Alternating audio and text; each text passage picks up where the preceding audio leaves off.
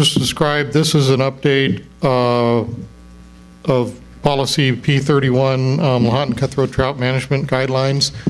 This policy dates to 1996. What this consists of is primarily just some updates in terms of coverage and terminology to bring it up to speed as opposed to the previous version. Walking quickly through the significant changes. A change in terminology, the original policy referred to population segments or distinct population segments. This changes the terminology to geographic management units, which is the current language used by both us and the Fish and Wildlife Service. Distinct population segments now has a separate meaning under the Endangered Species Act that's no longer appropriate. As part of the policy, we've added a section relative to the use of safe harbor agreements with private landowners as a tool for LCT recovery. That has been an extremely effective mechanism we've been able to develop with the Fish and Wildlife Service that engages private landowners to encourage conservation of LCT habitat on private lands and gives them assurances relative to their potential liability under the Endangered Species Act. We've had a number of enrolled landowners, and we actually have 2 safe harbor agreements right now for Lahontan cutthroat trout in the Humboldt River Basin. It also further provides detail and more specificity relative to where we use triploid or sterile rainbow trout rather than regular rainbow trout in stocking, where there's potential conflict with LCT recovery and historic LCT habitat. And finally, in the last section 12, it updates that language to indicate the much more cooperative relationship we now have with the U.S. Fish and Wildlife Service relative to LCT recovery, in terms of working closely with them to make progress towards recovery and identifying where, as we make that progress, we may be able to identify geographic management units that we could proceed on a separate track at some point in the future in terms of delisting Lahontan cutthroat trout.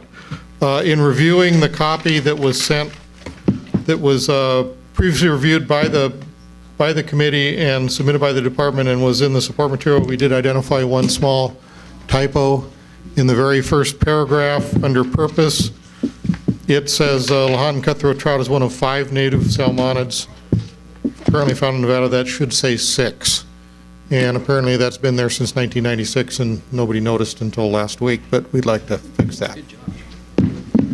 And I'd be happy to entertain any questions or discussion relative to the recommended changes to update the policy.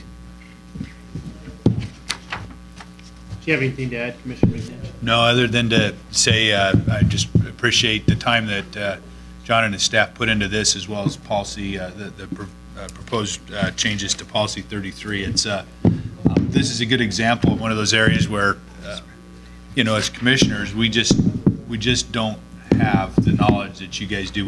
We just don't talk about it often enough. So I appreciate the time you guys put into this to set us up for where we're headed here. Commissioner Drew. Yeah, and I'll echo Commissioner McNinch's sentiments. I really appreciate the opportunity to update this because it forces me to learn a little bit more about the issue. And I wrote down kind of a series of questions, and I don't want it to come across like I'm not supportive of the update, because I am very much so. But I'm just going to step through some of my questions, and maybe we can get even a touch more information before the next meeting. The first one's just editorial, right in the purpose. We talk about Board of Wildlife Commissioners, and in our other policy, we've kind of referenced that as the commission and then updated it throughout. So just from consistency on a bookkeeping thing, I think that would be good to be consistent with our other policies. On the second page, we talk about currently occupied and potential habitats as identified in the Lahontan Cutthroat and Trout Recovery Plan. And John, I wasn't sure if maybe we could get a copy of that, or at least that portion that lists the waters before next meeting. I know there's a huge list, and maybe that's something I could have looked up, but that would be good just for me to be able to put this into context. And specifically, I was curious if occupied and potential habitats included Tahoe, the Truckee River and the Carson River. And this is section This would be 6. 6 and probably 9, I believe, references that as well. Right. Right now, Lake Tahoe, our policy is, to the extent practicable, we will stock triploid.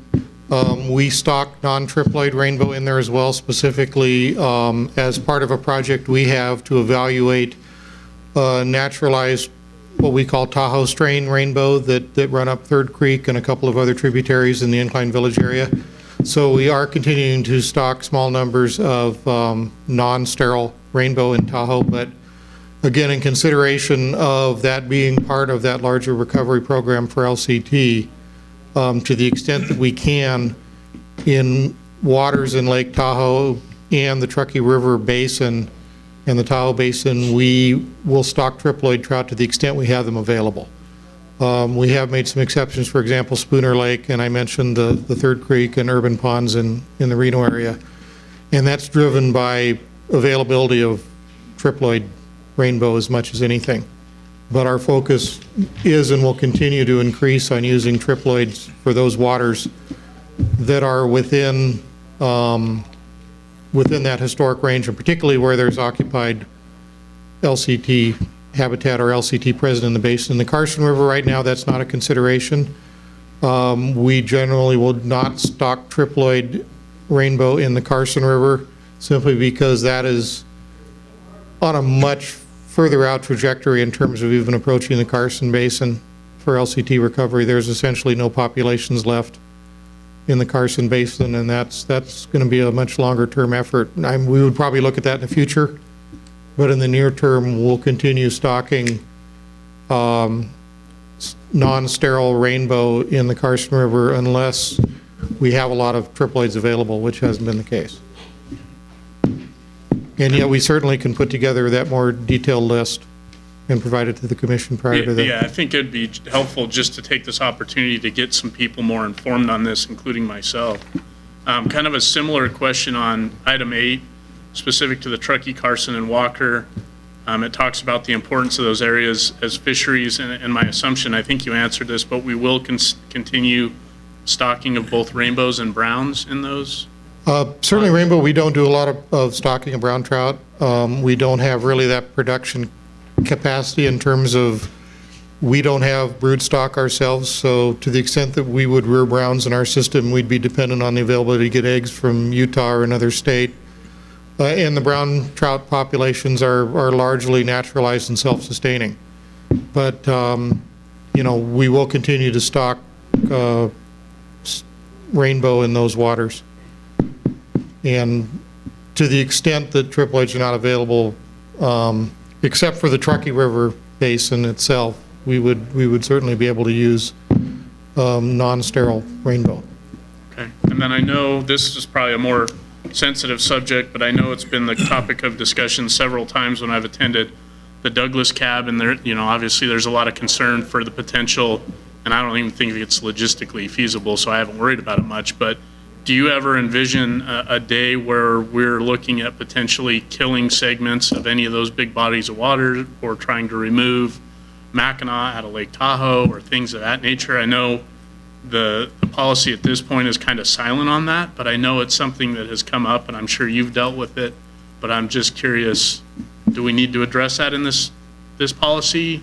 Do we not need to address this in the policy? Am I prying on a big can of worms that's going to blow up like confetti on me right now? I guess I don't see a real need to address that. I think the idea that you would be even physically capable, much less environmentally and in terms of NEPA and other things, capable of doing something like that in some of those large bodies of water is pretty infeasible. Lake trout are lake trout, and they're going to be there, and the ability to remove lake trout from Lake Tahoe is one at a time. And that's kind of the realistic view of that. So, there are certainly smaller waters within the Tahoe Basin where there's been a focus on recovery, and we're supportive of that, places like Fallen Leaf Lake that have a specific purpose. But in terms of, the major waters, and particularly Lake Tahoe, that's not a realistic approach in the near, certainly in the near term and probably the midterm.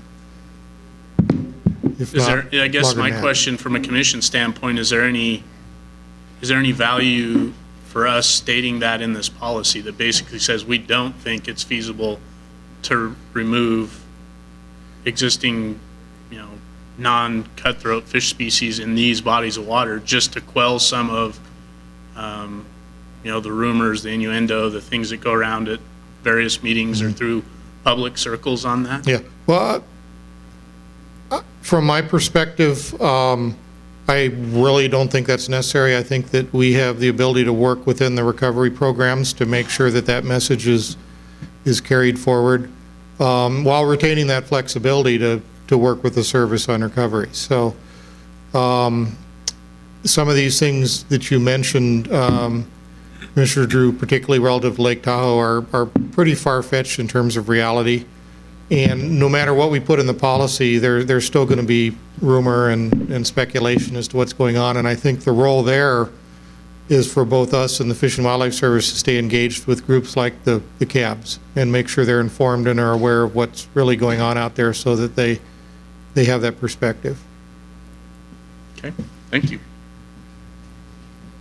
Further questions from the commission? Commissioner Hubbs? I had a question on page 2, bullet number 7, the very last sentence, just after we heard that great presentation up in Reno about some of the changes that will be made on the Truckee River for the Lahontan cutthroat. And I was just wondering, could that last sentence be used in a way that doesn't support some of the changes we make in terms of fishing? I think we had to stop fishing at certain times when they're spawning or using the lures or changing up how they're fishing in certain segments of the Truckee.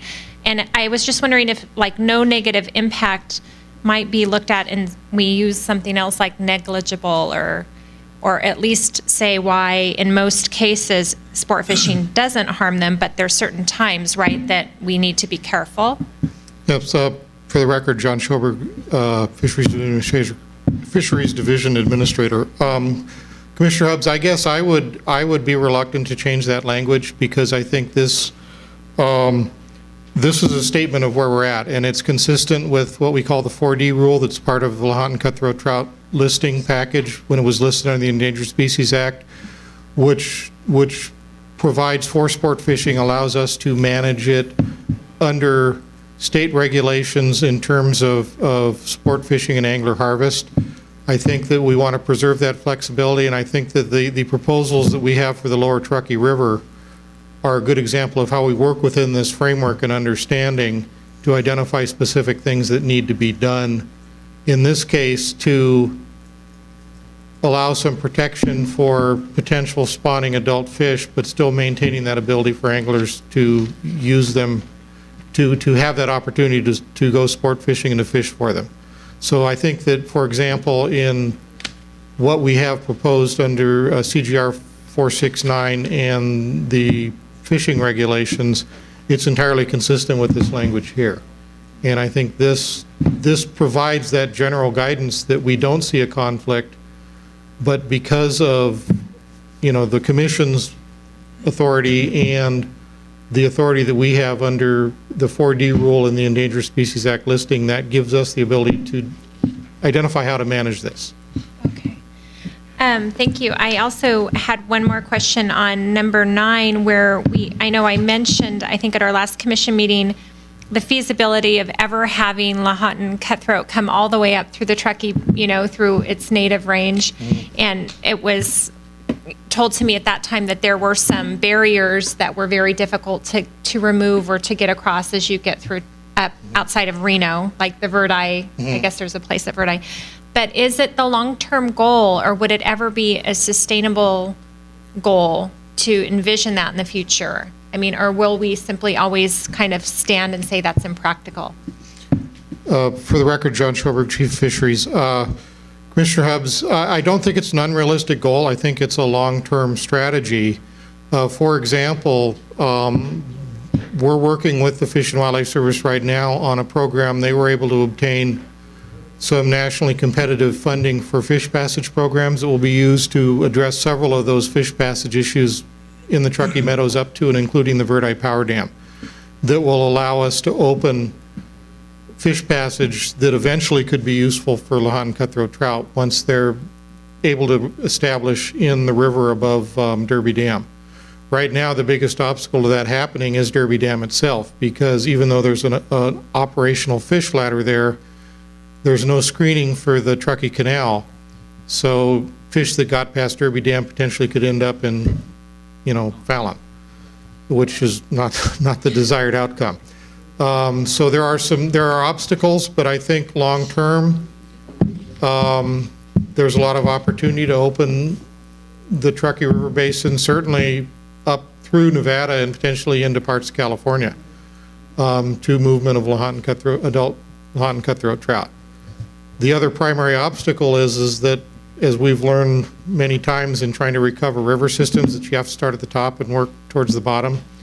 And there's still substantial issues in California in terms of non-native trout species there that would interact with Lahontan cutthroat trout, that no matter what we do in Nevada, that's still a long-term issue to fix.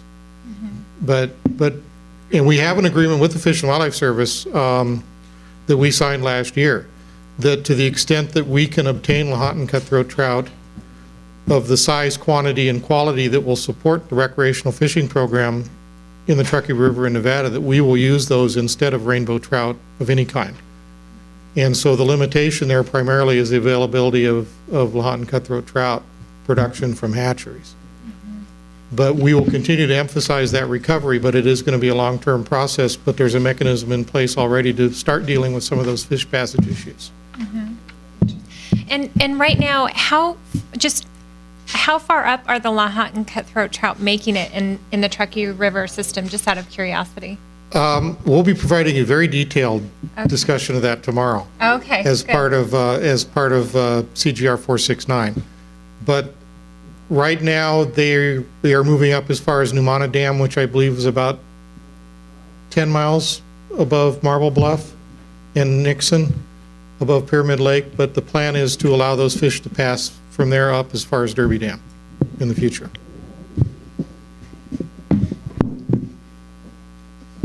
Any further questions from the commission? Vice Chairman Johnson. I just had a question. The safe harbor agreements that are entered into with the private landowners, that's the private landowner engages in activities that attract the Lahontan cutthroat trout, then the assurance is that the presence of the fish on their property at a later time, due to their efforts in cooperation with the department, won't then limit them on the use of their property in the future? For the record, John Schoberg, Fisheries Division Administrator, Commissioner Johnson, yes, that's the basic concept, is that when a private landowner enrolls in a safe harbor agreement with the department, they may agree to certain conservation actions, but this agreement allows them, make sure that they are not obligated for anything beyond that relative to conservation on their property, given if that listed species, which is LCT, occupies their property. And there are also certain provisions where they can exit that agreement at some future time, but also transfer it to future landowners if the future landowner desires it. And the way they work is, we actually hold the permit from the U.S. Fish and Wildlife Service, and then we can enroll private landowners under our permit. So they don't need to go to the Fish and Wildlife Service and get a separate permit. They don't need to have their name in the Federal Register. We can enroll them under our permit that already exists and give them those protections that are transferred through us from the Fish and Wildlife Service. So ultimately, I guess the private landowners can feel more at ease to engage in conservation or habitat efforts that might result in the fish being on their property without ramifications that may come about because of that. Exactly, and that's the intent. Thank you. I appreciate that. Further questions for Mr. Schober? Hearing none, I'll take it. It is an action item, and I'll take it out for public comment in Elko. No comment in Elko. Public comment in Reno.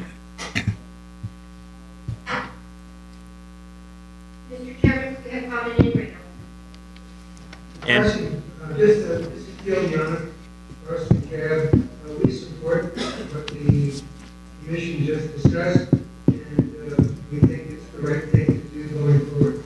Thank you. thank you, Gil. Further comment in Reno? Hearing none, I'll bring it back to Las Vegas for public comment. Any public comment in Las Vegas? Hearing none, I'll bring it back to the commission. This is a first reading, so I believe the action would be to move it on for a second reading with any potential changes. Mr. Chairman, I'll make a motion that we move Commission Policy 31 to a second reading with revisions to note the Lahontan cutthroat trout is one of 6 native salmonids, as well as the editorial comment that Commissioner Drew brought up referencing Board of Wildlife Commissioners and then referencing it as commission throughout this policy. We'll be more cognizant of that as we move forward with our other ones. We'll try to make that consistent throughout. Second. I have a motion by Commissioner McNinch and a second by Commissioner Johnston to move forward to a second reading with the editorial change of changing 5 to 6 and fixing the Board of Wildlife Commissioners to read commission. And hearing any,